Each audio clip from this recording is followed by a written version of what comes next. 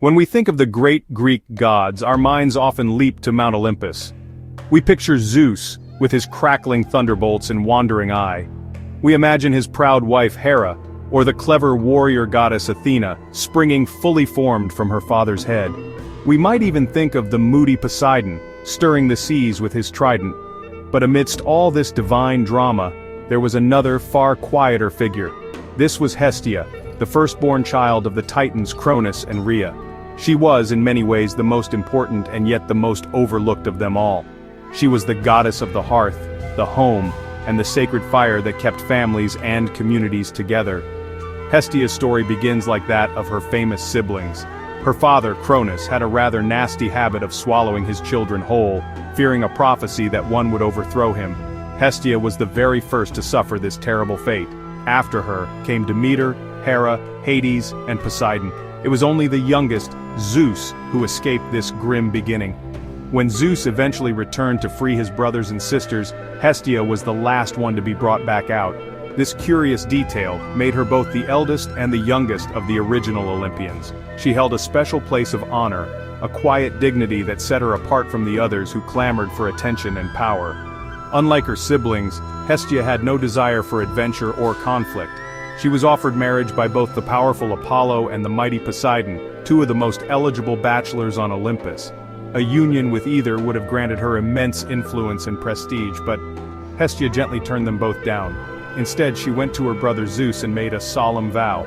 She swore that she would remain a maiden forever, dedicating her entire existence to her sacred duties. Zeus, respecting her choice, granted her this wish. He gave her a unique honor to receive the first part of every sacrifice made in any household or temple across the land. This decision perfectly captures Hestia's character. She was gentle, calm, and utterly devoted to her purpose. She found her power not in ruling over vast domains like the sky or the sea, but in the simple, steady warmth of a fire. Her presence was a constant comforting reassurance. While other gods were busy with their epic quarrels, their love affairs, and their grand wars, Hestia remained at the heart of it all. She was the anchor, the still point in a turning world of divine chaos. Her domain was not a battlefield or a kingdom, but the very center of civilization, the hearth. Hestia's power was not flashy or destructive. She did not command storms or raise the dead. Her magic was something far more fundamental and essential to human life. She was the embodiment of the sacred fire. This was not just any fire for cooking or keeping warm, though it was that too. It was the living symbol of the home itself. As long as the fire in the hearth burned, the family was considered whole, safe, and blessed. Hestia's presence was felt in every gentle flicker of the flames, a silent guardian watching over the household. Her power was the power of stability, continuity, and peace, a force that bound people together. The goddess's main role was to tend the sacred hearth of Olympus, a fire that was never allowed to go out.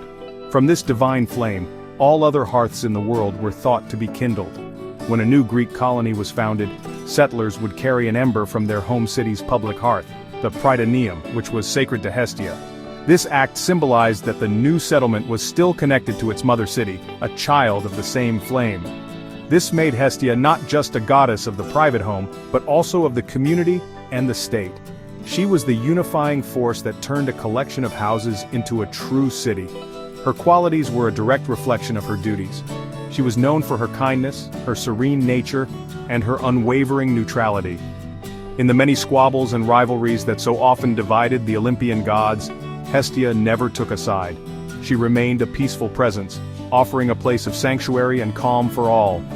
This is why she was universally loved and respected by both gods and mortals. You could not start a fight in her presence, for her gentle spirit soothed even the most aggressive tempers. She was the embodiment of hospitality, welcoming all who sought warmth and shelter by her fire.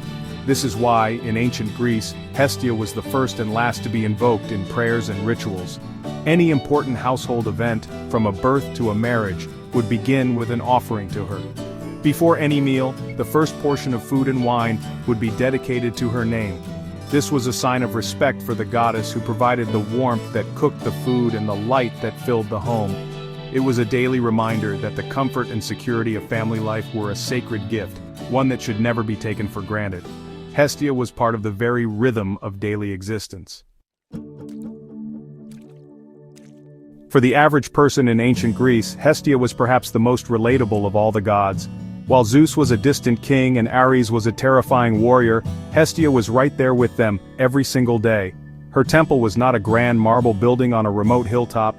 Her temple was the hearth in the center of every single home. She did not demand grand sacrifices or heroic deeds. She only asked for the fire to be kept burning, a simple act of care and devotion that fell to the women of the household. This made her an intimate, personal goddess, a constant companion in the daily life of the family. Imagine a young Greek couple starting a new life together. After the wedding ceremony, the bride's mother would light a torch from her own family hearth. The bride would then carry this flame to her new house, using it to light the hearth there for the very first time. This beautiful ritual was a direct tribute to Hestia. It symbolized the transfer of family tradition and the creation of a new home under the goddess's watchful eye. It showed that the new family was now part of a continuous chain, connected to the generations that came before. Hestia was there at the very beginning of a family's journey, promising warmth and stability for the years to come. Contrast this with the other gods.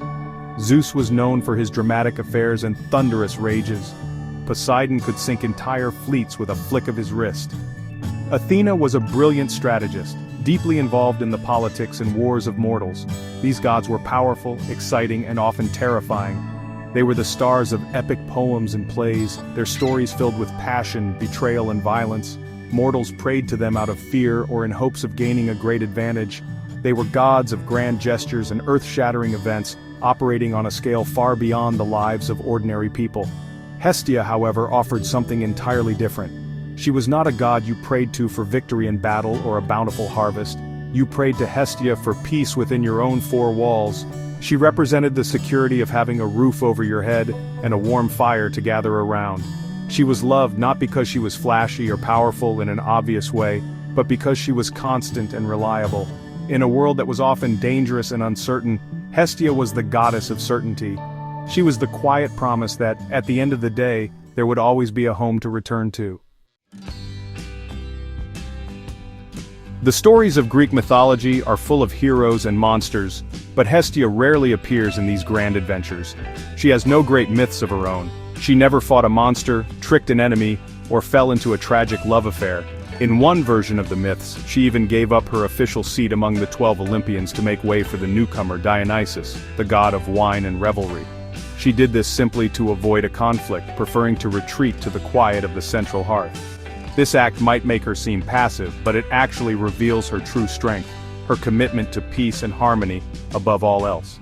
This quiet nature is precisely why she was so deeply cherished. While the other gods represented the chaotic forces of the world, love, war, death, and nature, Hestia represented order and civilization itself. Without her, there could be no home. Without the home, there could be no family. And without the family, there could be no city or society. She was the foundation upon which everything else was built. The other gods were like the dramatic weather, constantly changing and demanding attention. Hestia was like the earth beneath your feet, solid, steady, and always there, even if you sometimes forgot to notice her. Even today, thousands of years after the temples of ancient Greece have fallen into ruin, the spirit of Hestia endures. Her message of warmth, sanctuary, and kindness is more important than ever. In our fast-paced, often disconnected world, the idea of home remains a powerful anchor. It is not just a physical place, but a feeling of belonging, safety, and love. It is the place where we can be our true selves, sheltered from the storms of the outside world. This feeling is the modern echo of Hestia's ancient blessing, a reminder of the simple things that truly matter. Hestia teaches us that true strength is not always loud or aggressive.